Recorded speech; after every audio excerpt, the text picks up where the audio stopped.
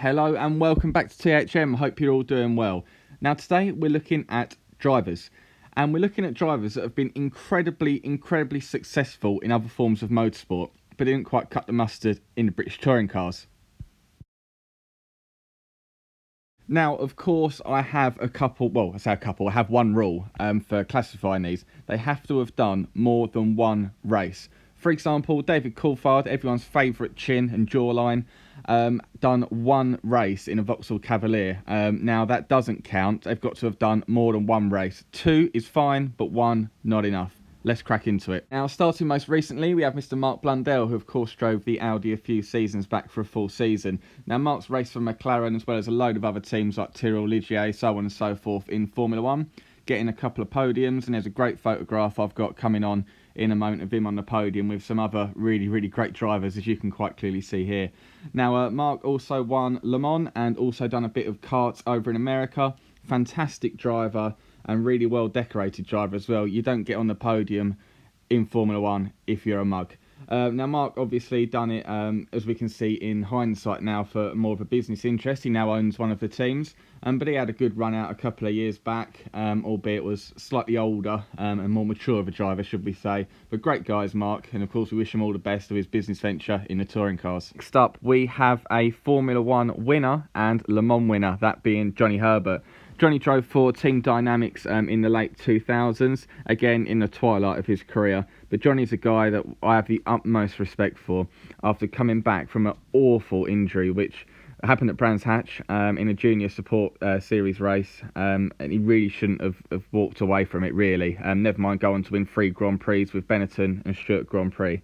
But again, great driver. Maybe a could be, would be, should be if the accident didn't happen. But still, to go and win 3 races in Formula 1 and to win Le Mans is unbelievable. Great driver. And as you can see here, touring cars took part in the last 8 meetings.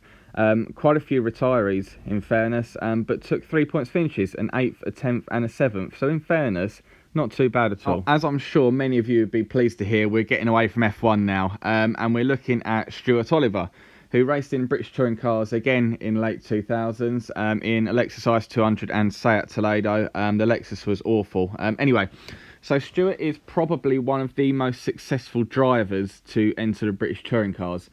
He's a truck racing legend. He's won the British truck racing in 99, 2000, 2001, 2002, 2003, 2004, 2007, 2008, 2009 and in 2010. If that wasn't enough, he won the European Truck Championship in 2004. So obviously knows how to drive a truck. Anyway, looking at his touring car record here, I don't think it's really a case of Stuart's driving ability. Just look how many retirements and did not starts there are. They've missed Thruxton altogether. The car was crap, to be honest. And it's a shame because I'd really have liked to see Stuart drive in the touring cars, because if you've ever watched truck racing, it's mental. It's a bit like touring cars, but with trucks. There's bashing all over the place, panel beating stuff. So he really could have done well if he had the car behind him. Penultimately, we have a driver which everyone in the UK will know, and probably the world in fairness, and love. That being Colin McRae, who of course World Rally Champion and spectacular driver. He had absolutely everything, and to be completely honest with you, for me personally and people around my age, was a reason why we loved Subaru and loved rallying. Colin, now I feel a little bit dirty putting him in here because he did just do 2 races, being at Knockhill, obviously being a Scotsman, in 1992. Now he did actually take a points finish on his first ever race finish, and probably would have taken points in his second ever race finish as well, apart from getting called up to the stewards after for dumping Matt Neal off at the hairpin. Colin's a fantastic driver. Like I say, done just 2 races. It would have been awesome to see his car control in the Btcc and his real kind of aggressive style of driving. But he's sadly missed, in fairness. I love Colin, and he should be celebrated in touring cars that he graced us with his driving, albeit just for 2 races. Last but not least, we have the best moustache in motorsport. It's a piece of art. And speaking about piece of art, make sure you head over to Racingline Designs, who are a great sponsor of ours and a great partner of ours. They've got some great Btcc artwork. And if you type in discount code THM15, you get 15% off all artwork. Check it out. So where were we? Yes, moustaches. Nigel Mansell, of course, F1 champion. IndyCar champion, one of the best Lionheart drivers ever, especially in British motorsport history, probably in the top 5 comfortably of British drivers across any form of motorsport. Great driver, and his results speak for themselves. He's won in pretty much everything he's driven. Brilliant driver. Anyway, after a TOCA shootout entrant, which didn't go too well, Tiffany Dale ended up putting him in a barrier pretty hard. He came back in 1998 for a couple of rounds, and one particular race sticks out in memory. If you remember it, or if you've just seen it, you'll know exactly what I'm on about. I'm on about Donington Park in the absolute pissing rain.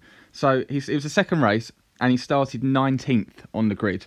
And this was in 98, like I say. So this is when there were manufacturers paying professional touring car drivers a serious amount of money and putting millions of pounds in developing a car. So in the heyday of touring cars, Mansell turns up, massive crowd, starts hammering it down, 19th on the grid against special touring car drivers. So we're not really expecting too much. Anyway, he finds himself leading. He comes from 19th all the way through to first for a few laps. And some of his manoeuvres, honestly, if you haven't seen this race because you're too young, please go on and watch 1998 Donington. Mansell was literally driving around the outside of paid professional touring car drivers like they weren't even there, like it was you or I driving. Like I say, he ended up first. He did make a mistake which dropped him down to 5th, but my God, was he brilliant. He'd done a few other races that season as well, but none of which were quite as good, I'm afraid. But what a way to end on none other than Nigel Mansell. So there you have it. That is a look back at some of my best ever drivers never to win a touring car race. Let me know who you think should have been in this video if I've missed anyone, because there's always a chance for a second video. Now, what I'd like to say is we're over 11,000 views in total, and we're edging up to 200 subscribers. So thank you all for that. But we're going to keep going. Make sure you like, make sure you share it with your pals, and make sure you subscribe so you don't miss more British touring car videos. I'll catch you next time.